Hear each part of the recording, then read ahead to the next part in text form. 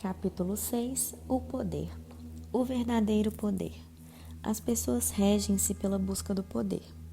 Essa sede de poder manifesta-se quase sempre de uma forma inconsciente.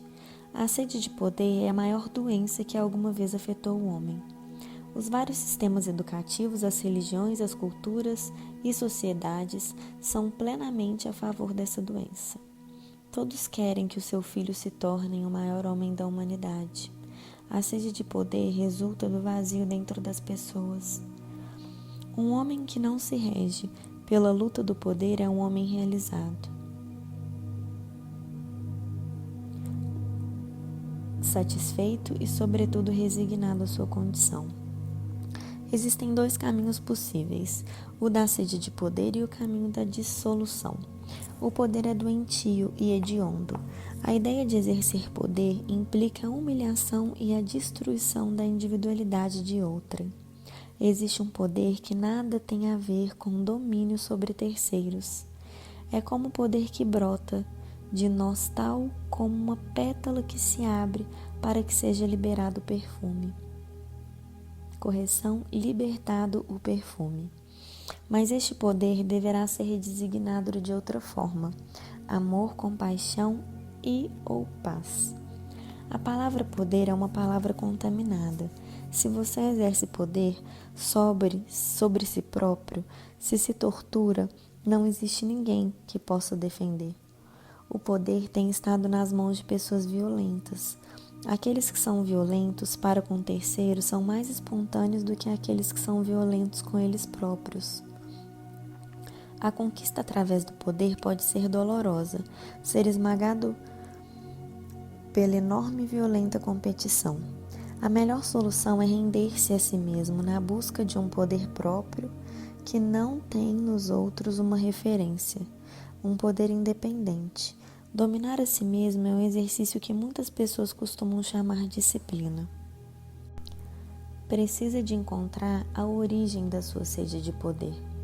Essa sede nasce no imenso vazio que sente dentro de si, do complexo de inferioridade que o afeta. Temos de mergulhar nesse vazio, mas temos evitado constantemente esse vazio. O vazio e o nada são palavras há muito condenadas. Nirvana significa não ser.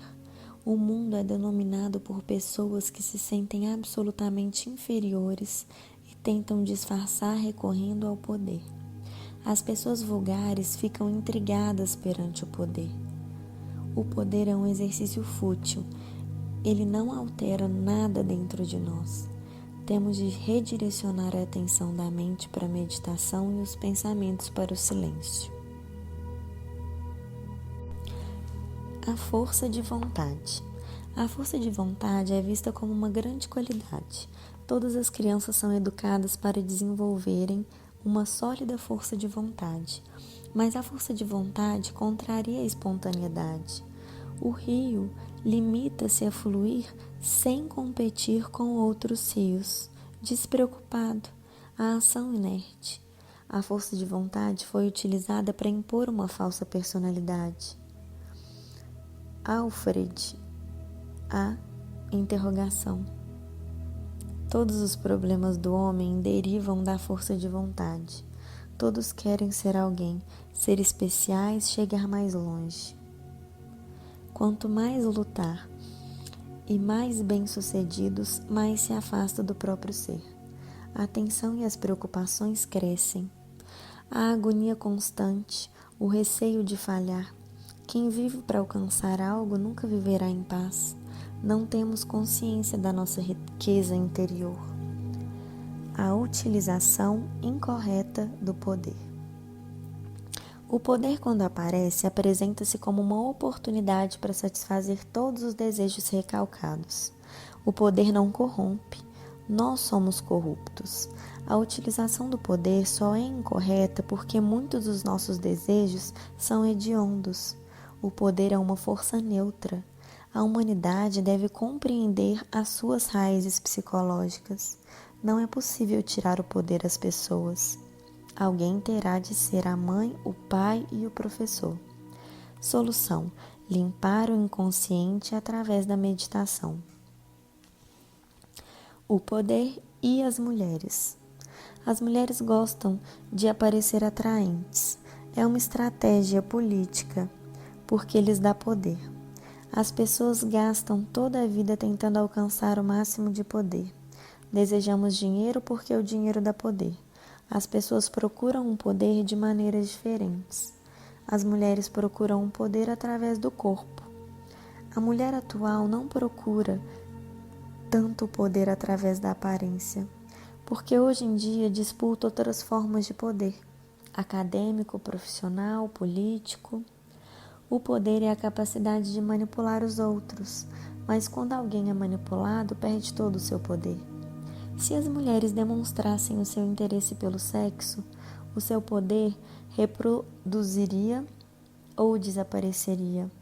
O amor vê-se reduzido a um exercício político de poder. Todas as pessoas são profundamente dignas e não merecem ser reduzidas à mera mercadoria. Todos são divinos. Capítulo 7. A política. Introdução. Todos somos programados para ser ambiciosos. Política é sempre que se agenda um esquema. O poder, o homem e a mulher. O homem sempre tentou implementar estratégias políticas sobre a mulher. Tenta implementar a noção de que as mulheres são inferiores ao homem. As mulheres convenceram-se disso. Mulheres e homens são duas categorias da humanidade distintas, incomparáveis. Tornar a mulher inferior foi a única forma de prender e escravizar a mulher. Justificações para sustentar a inferioridade feminina. 1. Mulheres são menos fortes. 2. São mais baixas. 3. Não contribuíram para a filosofia ou teologia. 4. Não contribuíram para o meio das artes plásticas ou musicais. 5. Não fundaram qualquer movimento religioso. Facilmente se convence uma mulher da sua inferioridade perante esses argumentos. Esses argumentos são enganadores, pois ocultam as realidades dignas de comparação. 1. A mulher pode dar à luz, o homem é incapaz. 2. O papel do homem na concepção de uma criança é momentâneo. 3. A mulher carrega a criança 9 meses e dá à luz, uma experiência de contornos terminais. 4. A mulher participa ativamente na educação da criança. Antigamente, as mulheres estavam constantemente grávidas, cuidando das crianças e ainda da casa. 1. A mulher foi impedida de colaborar nas tarefas fisicamente exigentes. 2. Gradualmente levou a uma regressão muscular. 3. Está provado clinicamente que a mulher é mais resistente que o homem. 4. Adoecem menos e vivem em média vivem em média 5 anos a mais. Por isso a sociedade decidiu que o marido deve ser mais velho 4 ou 5 anos, na vã tentativa de mostrar superioridade. Em muitas culturas, a mulher não podia voltar a casar, obrigando a uma viuvez de mais ou menos 10 anos. A mulher adoece menos e é mais resistente. A taxa de suicídio é 50% menor nas mulheres. O mesmo rácio a doenças mentais. A mulher enfrenta os problemas com maior frontalidade. Os padres e os políticos. Ambos condicionam as gerações seguintes, criam a sociedade e moldam a mente e o seu condicionamento. As crianças chegam ao mundo sem qualquer ambição, sem desejo de poder ou mania de superioridade. Os padres, políticos, pais, sociedades, educação moldam as crianças. Quando chegar a vez dessas crianças, elas também prejudicarão a decência vindoura. É um ciclo vicioso. Os padres e políticos são os pontos onde pode quebrar esse ciclo. Os padres e políticos têm pés de barro, são vulneráveis. As nações e religiões foram inventadas pelos padres e políticos. Sem nações e religiões nascerá um novo mundo, sem guerras desnecessárias. Há necessidade de abolir a conspiração entre a religião e a política. A solução é mudar quem tem poder e não o indivíduo em comum. Sobre a política. A política conduziu ao sofrimento. A política é completamente desnecessária e ultrapassada. É necessário um governo mundial, mas meramente funcional, sem necessidade de prestígio. As nações têm de desaparecer. Os indivíduos devem decidir individualmente. Os partidos políticos são desnecessários e arruinam a democracia. Todos os partidos têm interesses ocultos.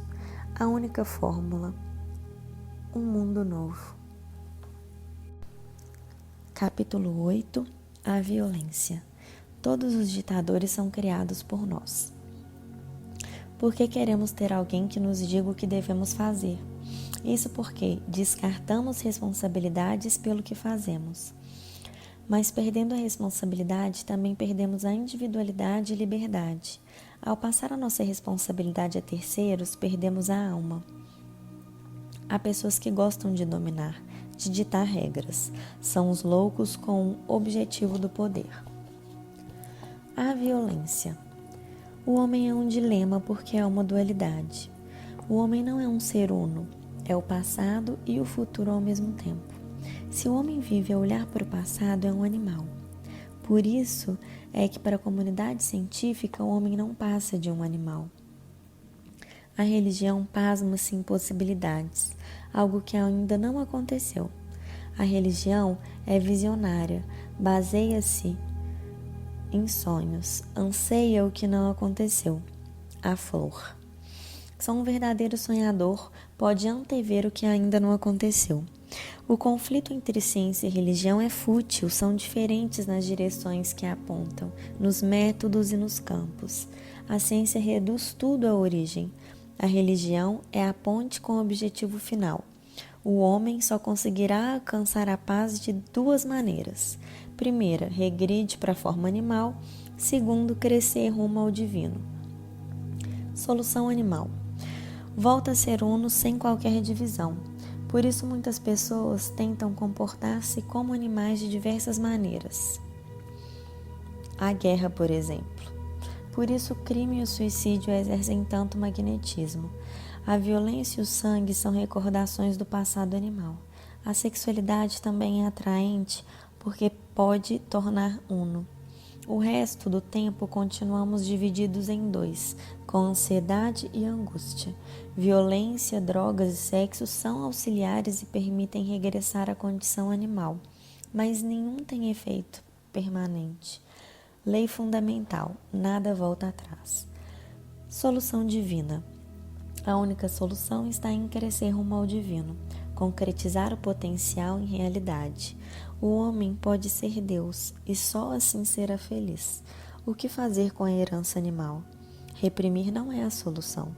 A herança animal é a nossa base, é a nossa fundação.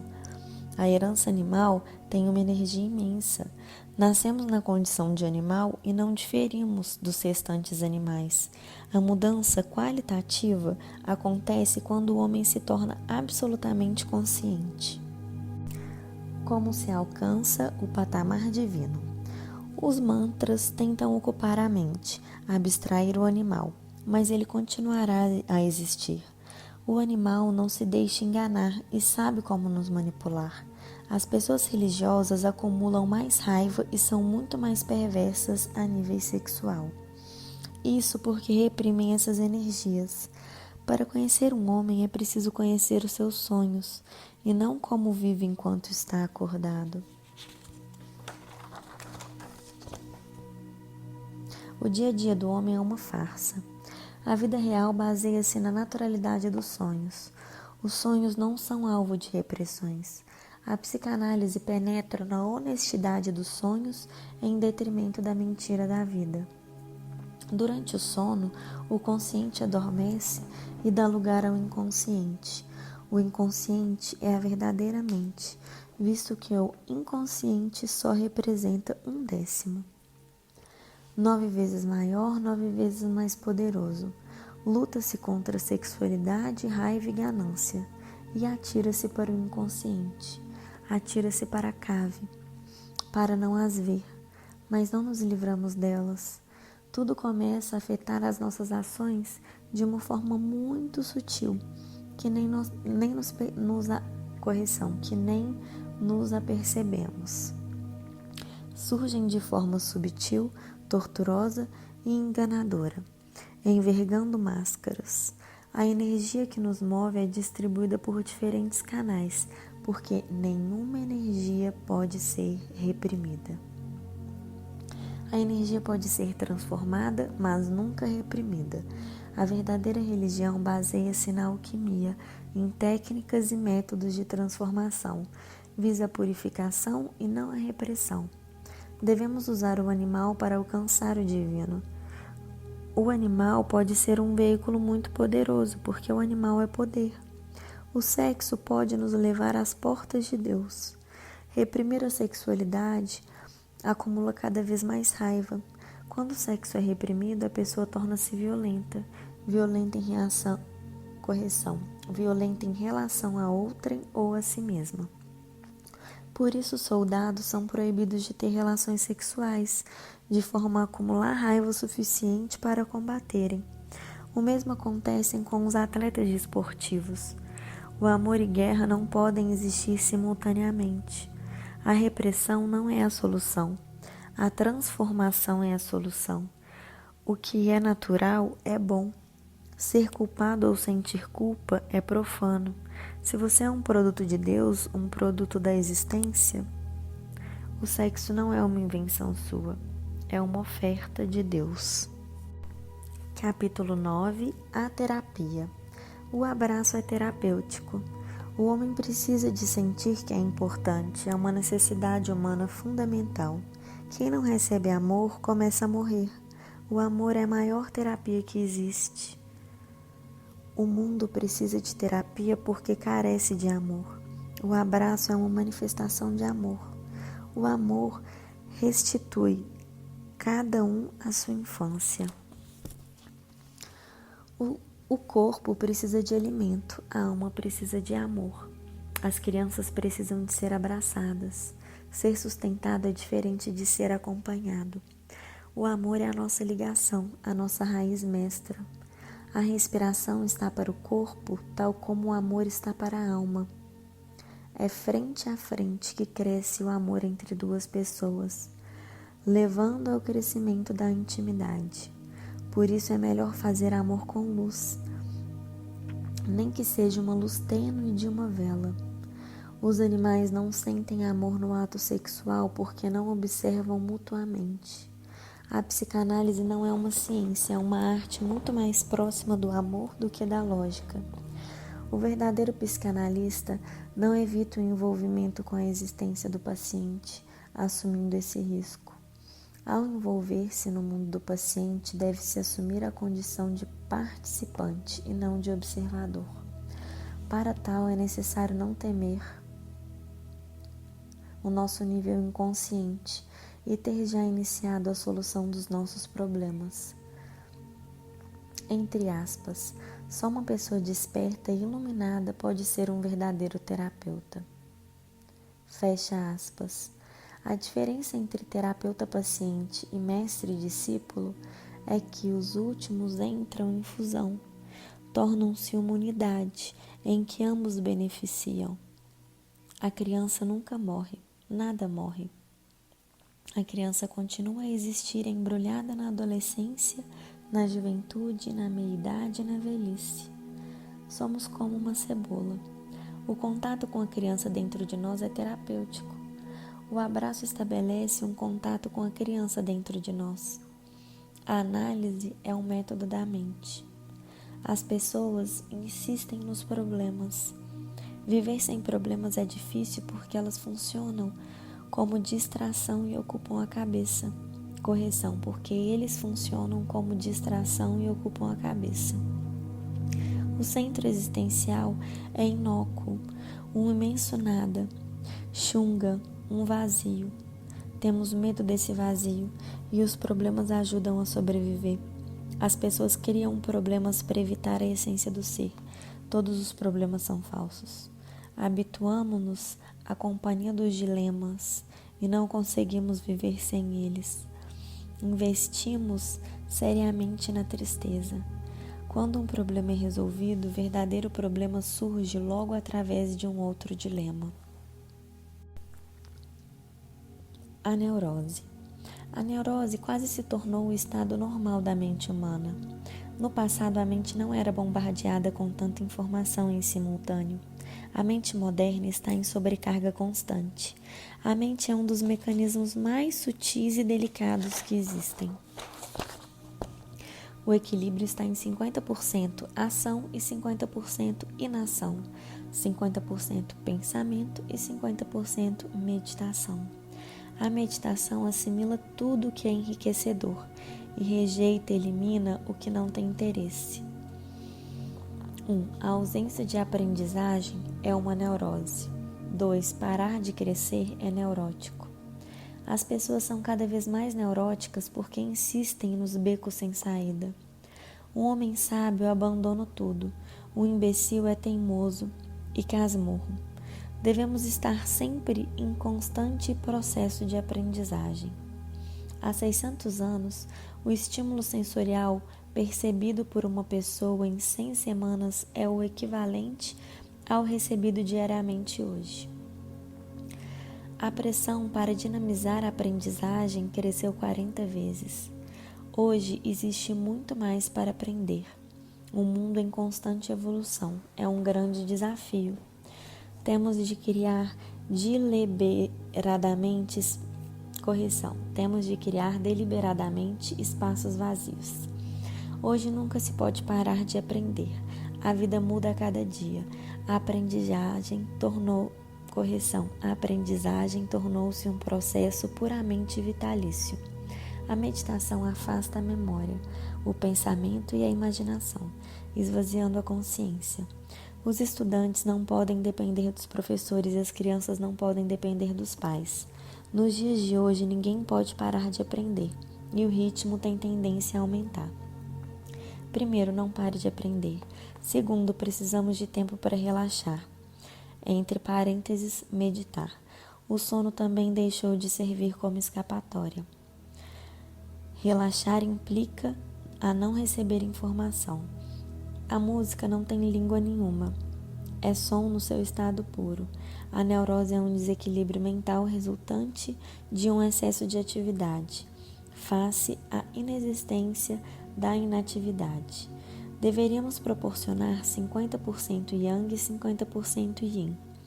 Assumir como um Ardhanashvar, meio homem, meio mulher. Taoístas. Wei Yu Wen, ação através da inação. O encontro entre Yin e Yang, anima e animos. A loucura. Existem 2 tipos de loucura. O primeiro tipo de loucura consiste na falência do raciocínio da mente. O psiquiatra moderno apenas tem conhecimento deste tipo. A loucura é uma forma de esquecer a realidade e escapar para um mundo próprio e subjetivo, imaginário. É como um sonho de olhos abertos. O raciocínio da mente cede lugar a um registro animal inconsciente. Várias formas de loucura temporária. Álcool, drogas, etc. Os problemas só afligem a mente racional. A mente só conhece os problemas e ignora a existência de soluções. A loucura é um processo induzido que serve para evitar problemas, realidades, ansiedades e situações de tensão. Muitas pessoas optam pelo álcool ou drogas, outras menos corajosas acabam por adoecer. Tudo isso são formas de proteger o ego. Ninguém o pode curar de si. As doenças são uma estratégia para evitarmos a realidade e obtermos desculpas para o fracasso. A loucura é precisamente o último recurso. O tipo de loucura que os psicólogos conhecem é o desmoronamento da racionalidade, a passagem para um nível mais inconsciente. Só 1/10 da nossa mente é consciente, somos um iceberg. Há uma certa integralidade na inconsciência absoluta. Os loucos são, de certa forma, íntegros e coerentes, são pessoas una. O louco é consciente porque possui uma única mente, o inconsciente. Os loucos parecem crianças e são incapazes de mentir. Os loucos Os loucos transmitem uma certa união e comunhão, são unos e não divididos. No entanto, são unos na sua realidade e ilusão. A loucura é uma crença profunda. Segundo tipo de loucura, consiste em transpor a mente racional.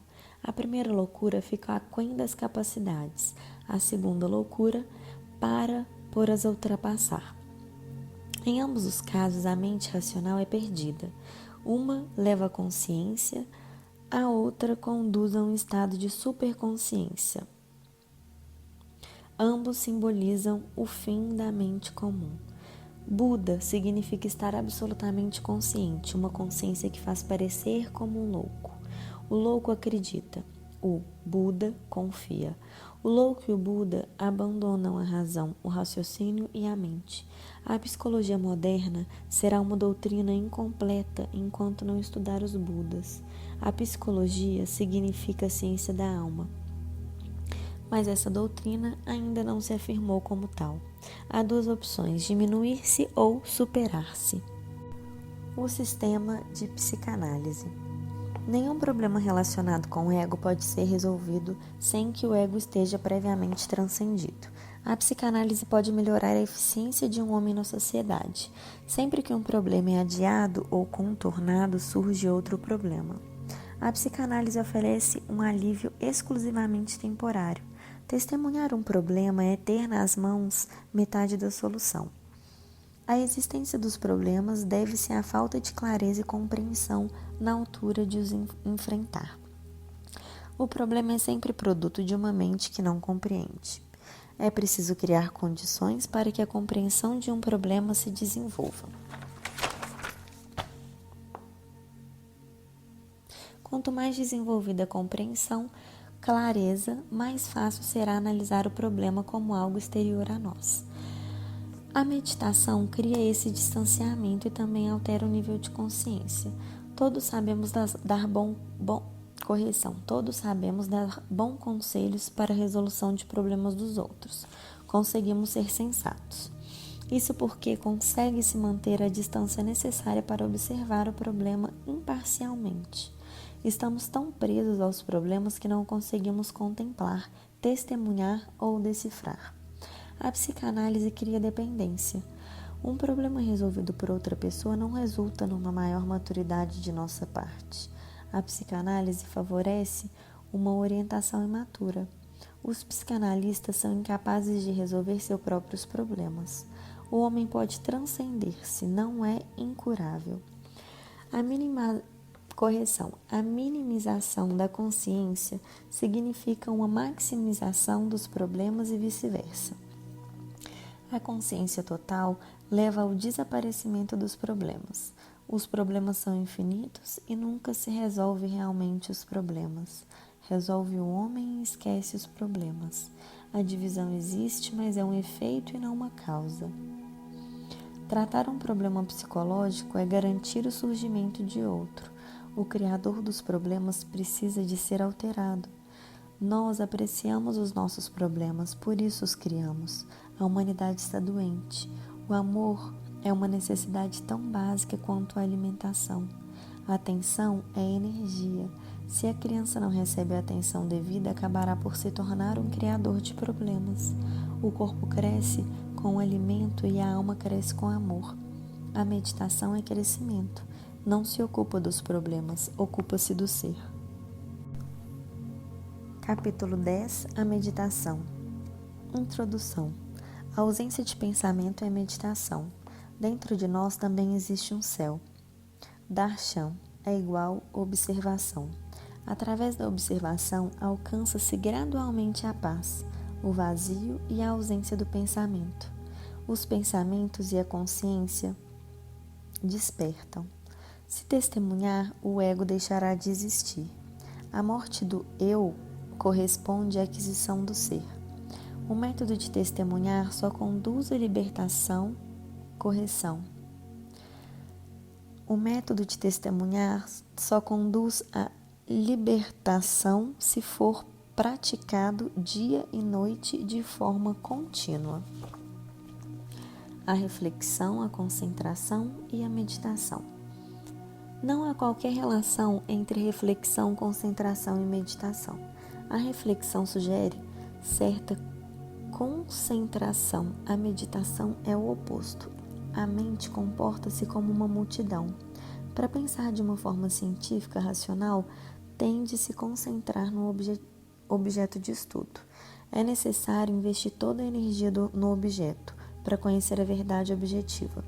Por isso, a concentração é um método de todas as ciências. A meditação não advém da mente.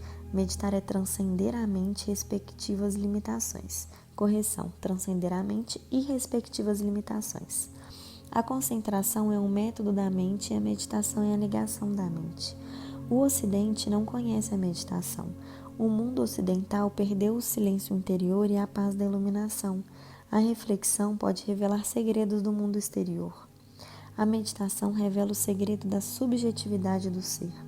A concentração é objetiva, a meditação é subjetiva. A concentração passa por um afastamento. A meditação implica a aproximação ao centro do ser.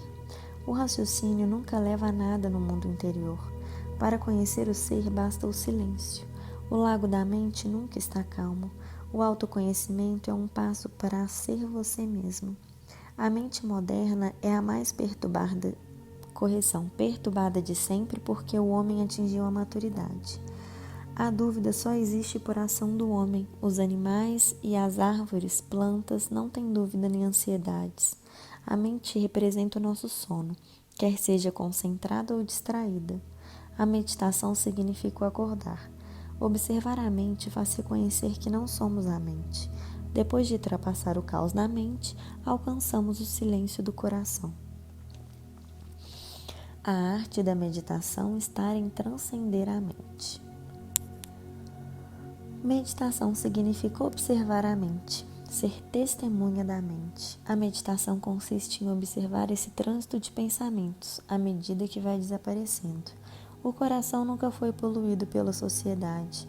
O coração é seu amigo, a cabeça é sua inimiga. A meditação significa consciência, não pensar em nada, não se concentrar em nada, não contemplar nada. A meditação é uma consciência reflexiva e o seu papel consiste em observar o que coloca à sua frente. Todos os mestres tentam oferecer uma vida renovada aos seus discípulos. Atualmente não estou verdadeiramente vivo, limito-me a vegetar. A meditação é o único milagre que existe. A meditação não é mais que um instrumento. A meditação serve para nos conscientizar relativamente ao verdadeiro. O verdadeiro eu é o ser que não é criado por mim porque sempre existiu.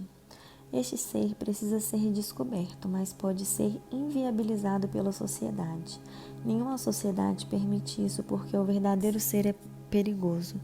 A meditação ajuda a desenvolver a capacidade intuitiva. O significado da palavra indivíduo é que todas as pessoas são únicas.